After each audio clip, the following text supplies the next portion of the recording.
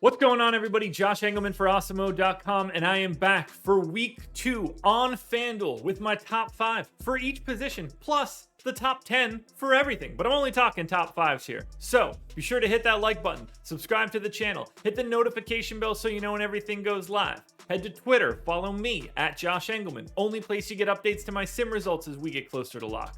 Let me know in the comment section underneath this video, who are your favorite and least favorite of some of the guys that I have recommended so far. And by so far, I mean, in the next 10 plus minutes. Finally, shout out to No House Advantage. You see the banner right here, the presenting sponsor of this video. Save a little bit of money, get some free money, use the promo code Awesemo when you sign up. Terms are on the banner. Now, we round out the bottom of the defense and the top of the defense, because I'm not talking about any individual team here, other than the fact that I do think the Browns are pulling away a bit. Panthers, Bengals, Jets, Bills, Bears, Saints, Patriots, Bucks, Broncos, and Browns. That's a lot of B teams. That was really difficult to say, but either way, defense is the last thing that I'm paying attention to all that much, but it looks like the Cleveland Browns are the best overall option on defense on FanDuel. Now, let's dive in to the tight ends. And as you can see, the bottom of the tight end list is basically a coin flip, and then all of a sudden we are in a very different tier. So, Goddard, Everett, Troutman, Cook, Gronkowski, they're all on the outside looking in, but who will be the favorites at tight end for this week? Not much to say here at number 5. Noah Fant kind of just fits in with everybody else. We're taking a big step up when we get to number 4, but Denver taking on Jacksonville. Great matchup against the Jags. They're not very good. If you want to go to Noah Fant, go for it. 7% likelihood. But the top 4 guys, in particular number 1, very different tiers. And we start at number 4 with $5,600 Tyler Higbee. 12% chance of being in the optimal, projected for between 9 and 10 fantasy points. Slight favorites in Indiana, 3.5 point in Indiana. That's how much basketball I do.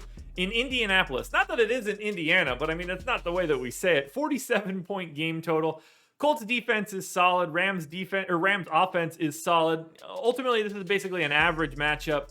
It's a solid value, though. 12% likelihood, as I mentioned, of being in the optimal. It's just a really nice price for Higbee.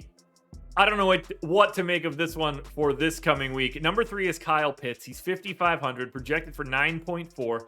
Very difficult matchup against Tampa Bay, the number 3 defense in the league per PFF, but big-time underdogs. They're going to be throwing 52-point line. You expect points.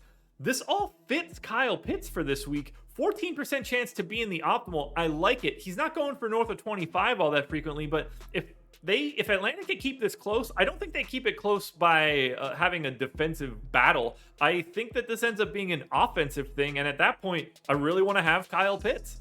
I'll never feel bad about paying $6,700 for George Kittle, projected for 11.7 fantasy points. Matchup against Philly, the number 12 defense at PFF seems fine to me. It's completely underwhelming, but a 50-point game total certainly stands out for the primary pass catcher for San Francisco. North of 25 fantasy points. It does happen almost 1% of the time, so fingers crossed for that, but a 17% chance of being in the optimal. No one ever regrets getting Kittle. He's one of the best tight ends in football. The price tag seems fine. It just so happens there's one better option, and that is unquestionably Darren Waller at 7K, and I don't care how difficult the matchup is, because 7K is too cheap for Darren Waller, given what we saw just in general for the past year, and all of the targets that he grabbed in week 1. Projected for 13.4 fantasy points.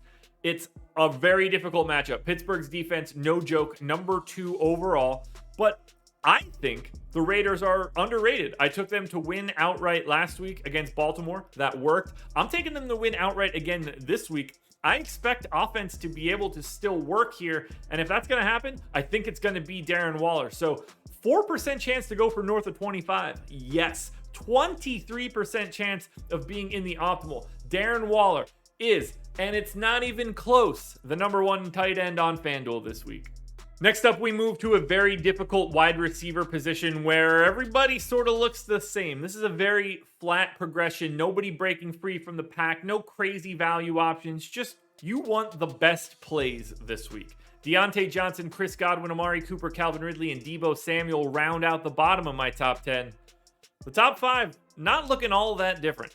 Surely DK Metcalf looks good at 7K, projected for 14 fantasy points. You know the big playability is there. They're 6.5 point favorites going up against Tennessee with a 53.5 point total and the number 29 ranked defense according to PFF. What is not to like here? You know what you're getting from Metcalf. To me, fits a little bit better on FanDuel because you're looking for just big plays and touchdowns, not necessarily bulk receptions at the 1 point PPR scoring that you would normally see on DK. 6.5% chance to go for north of 25, a 15% likelihood of being in the optimal. I like the Seattle stack in general. Check out the lineup construction video I did with Alex where we did build a lineup with DK Metcalf and the Seahawks stack. Just pay the freight, man. Metcalf looks good. At 4, we go to Keenan Allen, $400 more expensive than Metcalf, projected for 14.5. Great matchup against Dallas, the number 26 ranked defense. It's a 54.5 point total. That's bonkers. There's so much offense in week 2, but it's making everybody look sort of similar. So make sure you're paying attention to the correlation in your lineup. Allen can go for 25 or more 8% of the time. He's in the optimal just 15% of the time. There's very little separating these wideouts. So it's so hard for me to describe in this video, but you have to be very aware of the guys that you're selecting for each lineup this week because there's so much overlap and similarity. Also, pay attention to public ownership. It is free today, if today is Friday for you, at Awesemo.com. 2 Cowboys in the top 10, 3 guys from this game in the top 10. CeeDee Lamb is at the peak of it all, though, 6,800, projected for 14. A fantastic spot, fantastic game in general for fantasy points. 54.5 point total, 25th ranked Chargers defense, 7% chance to go for 25, 17 of being in the optimal. This whole area of like high 6s, low 7 wideouts is just loaded. But CeeDee Lamb slowly separating from the pack. He's the number 1 wideout on DraftKings, but number 2 on FanDuel. That's Cooper Kupp, only 6,200, projected for 14. Kind of difficult matchup against the Colts. They're the number 10 defense, so, slightly above average. 47.5 point game total. We have these other games that are projected for a touchdown more, but I still like Kupp because of that price tag. 5% likelihood of going for north of 25. 18% chance of being in the optimal in general, and that price tag is helping out a ton. You'd like to see a slightly better matchup, but I don't think it matters when you're 6,200. I could have used this one last week, but I'm hoping it happens here. $7,500 Stephon Diggs is the number 1 wideout for the slate. Just short of 16 fantasy points, but a great matchup against Miami. 48-point game total against the number 27 ranked defense. That stands out. I don't think Buffalo is very happy about last week, so I think they snap out of it in a big way here. Diggs can go for north of 25, 12% of the time. He's in the optimal 19% of the time. The ceiling is as high as anybody has on the slate, and the just general optimal nature of Diggs is higher than anybody else on the slate. Stephon Diggs is the number 1 wideout for week 2. 2, 3, 4, 5 can be in any order. Number 1 is with an absolute giant bullet, not even close to the rest of the group. Bottom of the top 10 is David Montgomery, Jonathan Taylor, Christian McCaffrey, Derrick Henry, and Nick Chubb. Happy to use these guys. Chubb in particular looks pretty similar to 2 through 5, but I'm excited to get to that number 1. We'll start though with Alvin Kamara, 8,800, projected for 18 fantasy points. Really nice matchup against Carolina. You'd hope for more scoring. It's only a 45-point line, but this is the number 24 ranked defense. You know that Kamara is going to be involved both in the passing game and the running game. 23% chance of going for north of 25 fantasy points. 18% of just simply being in the optimal. Even at 8,800 on FanDuel, where you only get the half point for PPR, Alvin Kamara is still a top 5 running back this week. As is 7K Austin Eckler, projected for 15, taking on Dallas. It's an incredible matchup. Maybe you think that Keenan Allen isn't the guy that gets there. Maybe you want to bump up Austin Eckler in those situations. I don't think that would be crazy. He goes for north of 25 fantasy points 11% of the time. The script for this game is fantastic for just scoring in general. It's a game I want to have a lot of. And if Austin Eckler is in an optimal lineup 1 out of every 5 times, he's a guy that I'm going to have pretty heavily exposure to. Sometimes I wonder how the words even get to my mouth. I'm going to have heavy exposure to Austin Eckler if he maintains this spot, because this game is the game that I have my eye on more than any other game on the slate. Number 3, Chris Carson. Another excellent matchup for running backs. He's 6,700, projected for 15.7. Tennessee's defense, not very good. Seattle, favorites, so you expect Carson to get a lot of second half carries. The total is 53.5, so it's great for scoring. And Tennessee is the 29th ranked defense at PFF. I love every single bit of this. His workload looked great in week 1. He goes for north of 25 fantasy points 12.5% of the time. He's just in the optimal lineup 20% of the time. This is another one of those guys at a sub 7K price tag that I think is super easy to fit into a lineup on FanDuel. I don't know why I said it so slow. Dalvin Cook was my preferred option last week. It didn't work out as well as I wanted it to, but it was fine. He's 9,200 this week.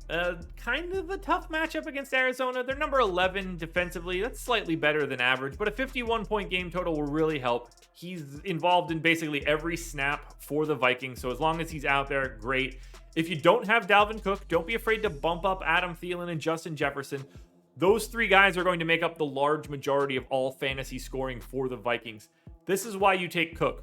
28% chance to go for north of 25 and a 21% likelihood of being in the optimal. If you're paying up at running back for week 2, you're paying up with Dalvin Cook.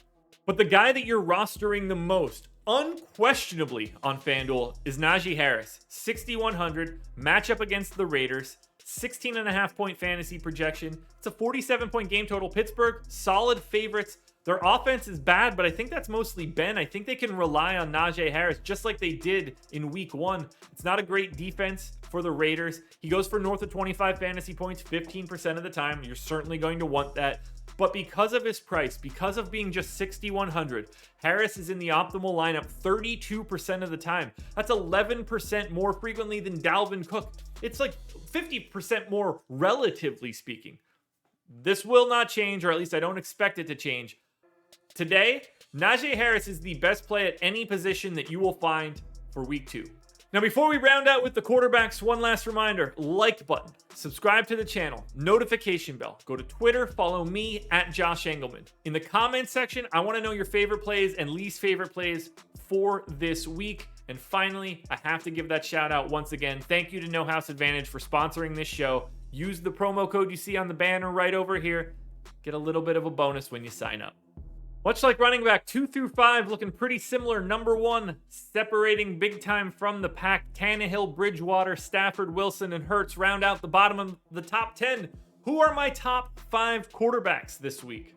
I love this game, so this one's not a surprise. Dak Prescott at number 5. He's 8K, projected for 22. The huge game total, the great defensive matchup. 2 pass catchers in the top 10 at wideout. I don't know what else you could possibly look for a game stack this week. 29% chance to go for north of 25. It's only in the optimal 10% of the time because that's not how this works for quarterbacks, but unquestionably Dak Prescott is going to be popular this week because CeeDee Lamb and Amari Cooper in this game look great. Or you can go to the GOAT at 8,200. Great matchup again against Atlanta, number 30 defense. They're 12-point favorites, so you hope that Brady gets that offense in early. 52-point game total. There's plenty of scoring to go around. He goes for 25 fantasy points 33% of the time. 1 out of every 3 times that Tom Brady plays this game, he's north of 25 fantasy points, and he's looking like a guy you want in your lineup. 10% likelihood of being the overall optimal quarterback, but don't overthink it. The ceiling is massive. Because of the running game, that ceiling is pretty high for Kyler Murray as well. 8,700, projected for 24 fantasy points. Slight favorites, going to be involved in the offense the entire time, obviously. Number 21 ranked defense, so nothing you're worried about. 50-point game total, and this is why it gets really interesting.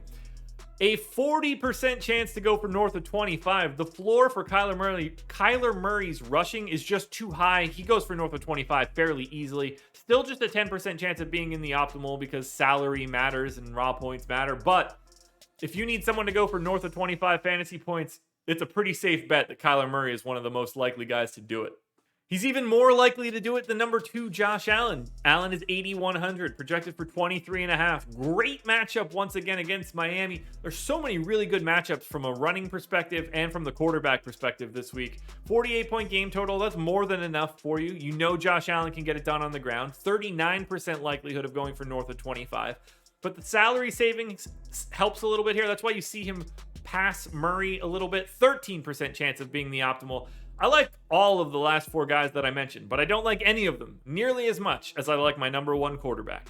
And that would be Justin Herbert. In particular, I love that combo with Keenan Allen. Only 7,600, 23% fantasy, 23-point fantasy point projection, 37% chance to go for north of 25. And I love the idea of having Herbert, Keenan Allen, and then add another Cowboys wide receiver as a bringback, whether that's CeeDee Lamb or Amari Cooper.